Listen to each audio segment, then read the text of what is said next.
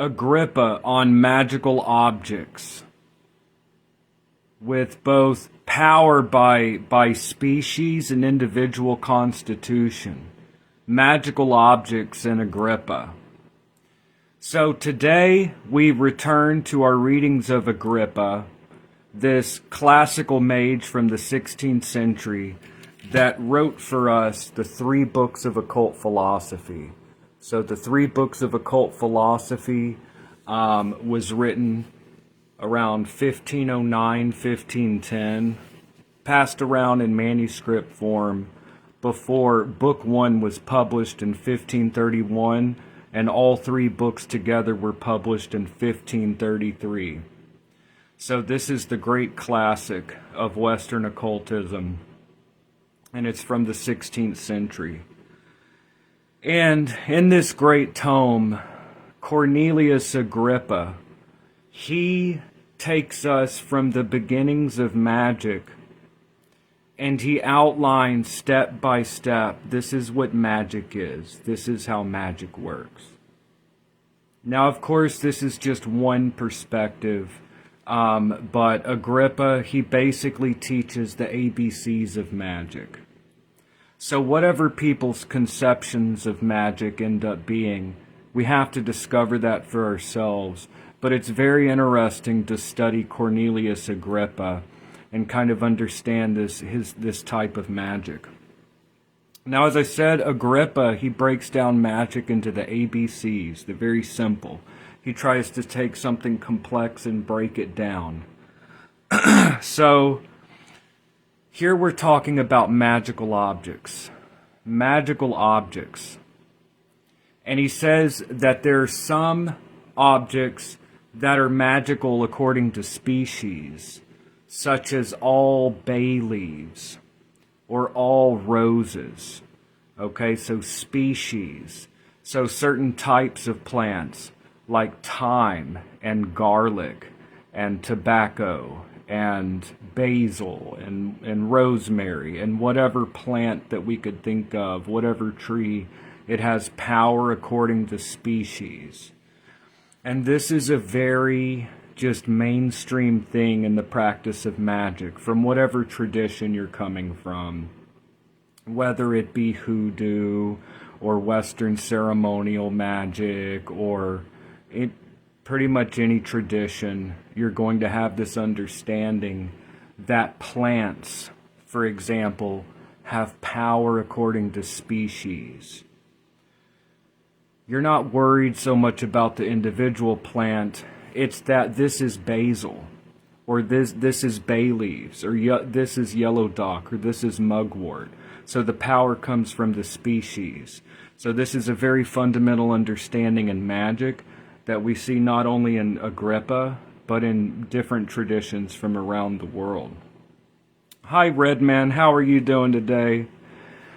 Now, Agrippa breaks down that there's another type of power that is not according to species.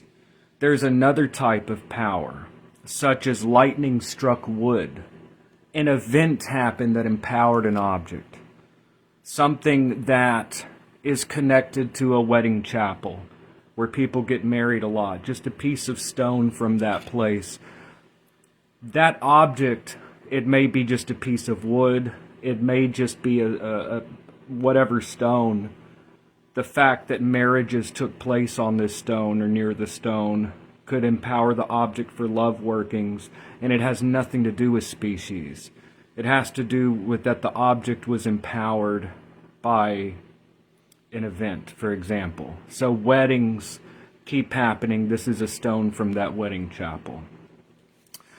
For martial things, an object that was used to kill in war. It could be anything. Or an object that was used in war or battle. This object is empowered, not just according to species, but it was empowered by the event.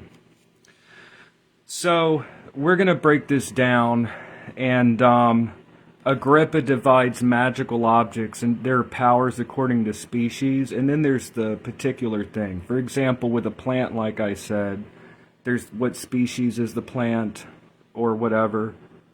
but also this particular plant.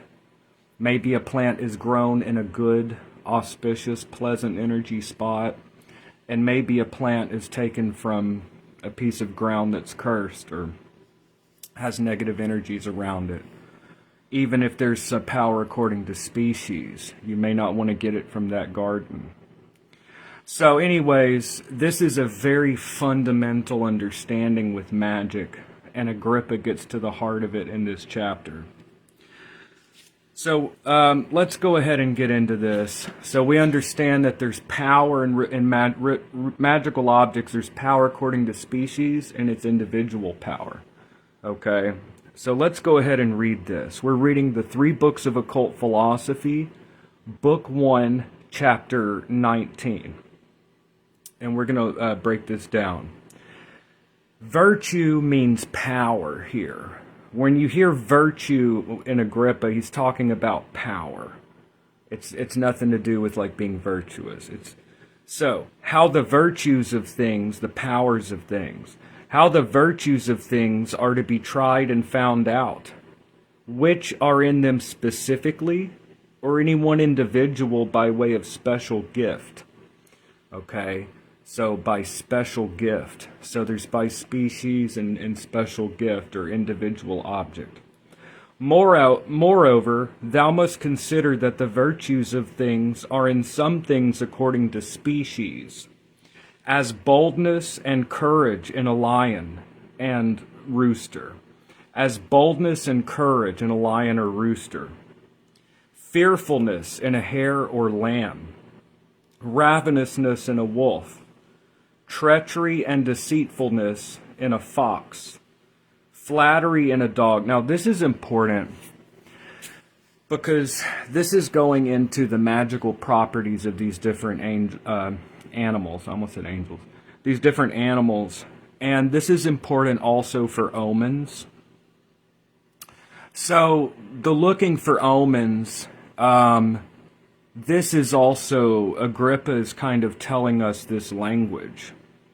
So in my video I made yesterday for Patreon, I talked a little bit about omens and about becoming attuned to this. But this is what Agrippa's breaking down. So let's think of this also in terms of omens. All right. Moreover, thou must consider that the virtues of things are in some things according to species, as boldness and courage in a lion or rooster, fearfulness in a hare or lamb, ravenousness in a wolf, treachery, so you could think of symbolism here, and also magical powers, treachery and deceitfulness in a fox, flattery in a dog, covetousness in a crow, and daw, pride in a horse, anger in a tiger and boar, sadness and melancholy in a cat. I'm not sure I totally agree there, but I guess he's seeing kind of a saturnine quality. Lust in a sparrow. Sparrows, like doves, are associated oftentimes in Western ceremonial magic with love spells. A dove, a pigeon, or a sparrow.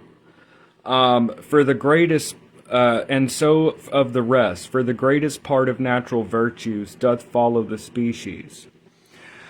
So all of these things, he's just talking about animals, but it applies to plants, minerals, metals, stones, all of these things. It's by species. So this ruby has a martial quality, or carnelian, okay, as an example. This stone or this emerald or this lapis lazuli, it's by species.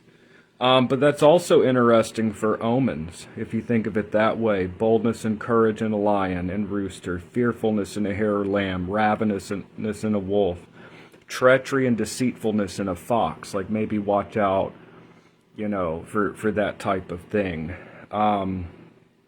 Pride in a horse, anger in a tiger and boar. So tigers and boars could be associated with that angry quality. Sadness and melancholy in a cat. Not sure I totally agree, but whatever. lust in the sparrow, and so of the rest. For the greatest part of natural virtues doth follow the species. So we see all of those things. It was by species that it has its power. And also it's interesting to look for what plants and animals you may see also as we, kind of look out at the book of nature, okay? Because we are in a material world of objects. So being able to peer out into nature and to know the occult virtues of things is something that's found in every system of magic from around the world, to know the virtues of things. You're dealing with hidden qualities, hidden properties of herbs and stones. And that's what magic, this occult science, dealt with quite a bit, was peering into those hidden qualities within things, the hidden virtues or powers. So anyways, all of these things were by species. Now we get to individual power, okay, which I talked about earlier. I gave some examples. An object, it may not be species, it's a particular plant or whatever, from an event or whatever. Yet some are in things individually, as there be some men which do so wonderfully abhor the sight of a cat, that they cannot look upon her without quaking, which fear is manifest not in them as they are men. In other words, he gives an example that there's some people that are scared of a cat, but not all men, not all human beings are scared. That's a case where someone is not something by species, but by their individuality. And Avicenna tells of a man that lived in his time, whom all poisonous things did shun, all of them dying, which did by chance bite him, he himself not being hurt. It's kind of funny, kind of a legendary thing. But it gives an example of where this man would be bitten, and the thing itself would die, not him. So again, that's not by species, that's by individual power. And Albertus reports that in a city of the Ubians he saw a winch, which would catch spiders to eat them, and being much pleased with such a kind of meat, was wonderfully nourished therewith. So again, it's not by species, it's not by group, it's individual constitution, okay? So is boldness in a harlot, fearfulness in a thief. And upon this account it is that philosophers say that any particular thing that never was sick, is good against any manner of sickness. Therefore they say that a bone of a dead man, which never had a fever, being laid upon the patient, frees him of his quartan. There are also many singular virtues infused into particular kinds of things by celestial bodies, as we have showed before. But it's interesting, he puts that at the end, that also there are astrological considerations. So clearly, even though Agrippa says in one place that the powers in stones and plants and animals, the powers in these things are from the higher realms, it is an embodiment of the celestial powers. Even though every star may be associated with a particular planet or any stone or herb or whatever, it's also saying that there are powers in things individually. So that's the end of the chapter, but let's take a look at where does this fit into magic. So clearly we're understanding the occult properties of things. Okay, not just understanding this is good for money, this is good for love. We're understanding what is the nature of power in an object. Is it according to its species, like this is this type of stone or plant? Or could it also be something that is infused into it, maybe by an event or whatever, by its individual constitution? Maybe certain spots or certain plants or certain stones or certain things could in themselves have kind of a negative quality or be evil in a sense or inauspicious. There could be inauspicious objects for which we really don't even understand the reason. There may be very beneficial objects that may not seem to correspond to species. So by species, we mean what type of plant, animal, or whatever.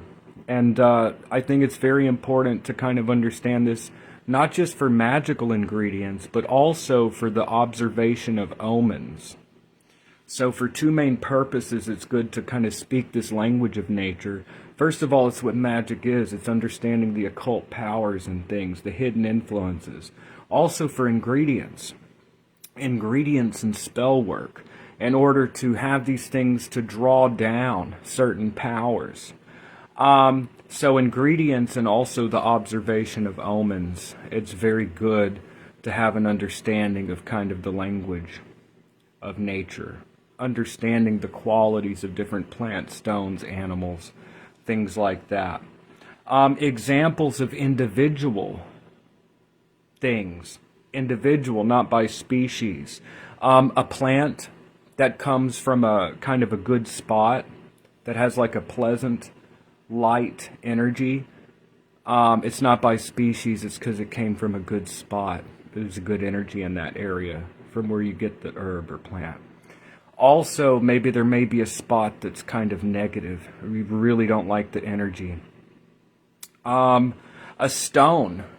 Let's say where weddings, I talked before, let's say that weddings happened often at this chapel. A stone or a plant from that spot, it's not just by species, it's by what happened there. You could say from dirt from a bank, or a pin from a bank. Okay, all those financial transactions that move through that bank. It's not just what kind of dirt are you holding, or it's a pen, that could be seen even mercurial, right? But it's all these transactions that occurred. An object from a church, something that had a mass set over it.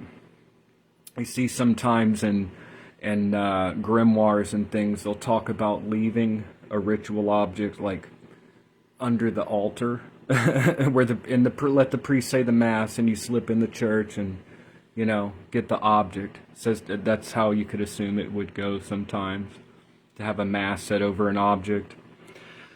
Lightning struck wood. Lightning struck wood. That's an event. It's not just the type of wood. This event empowered that object. It gave an individual power. So it's not just by species. Now, I think it's good to combine both. If you want to know my opinion, I think it's good to combine both. A rose, that has power of love by species. A rose from a wedding chapel. Now you have both powers. It's by species and by its individual power. You could use iron, an iron knife for Mars. But an iron knife from Mars that was used in a battle that drew blood, that would have a very powerful Mars quality, not just by species, by being in the form of knife and being made of iron, but also by the act upon it. So those are just kind of, so magical objects can have power, and it may just be in their constitution. Okay, it may be hidden. It may not be an event that empowers an object. An object may just be auspicious, or an object may just have a certain power where its virtue is not known. So there are powers by species and individual power that may not accord to species. And then at the end, Agrippa says also, astrological factors, the very last sentence. There are also many singular virtues infused into particular things by celestial bodies, as we have showed before. So not everything is just from the stars. It may be something, there may be other causes as well, although it's definitely an astrological magic. So that was just a quick reading of the 3 books of occult philosophy, Book 1, Chapter 19. And thank you so much for joining me, and I will see y'all in the next video. All right, have a great day, y'all. Thank you so much for joining me.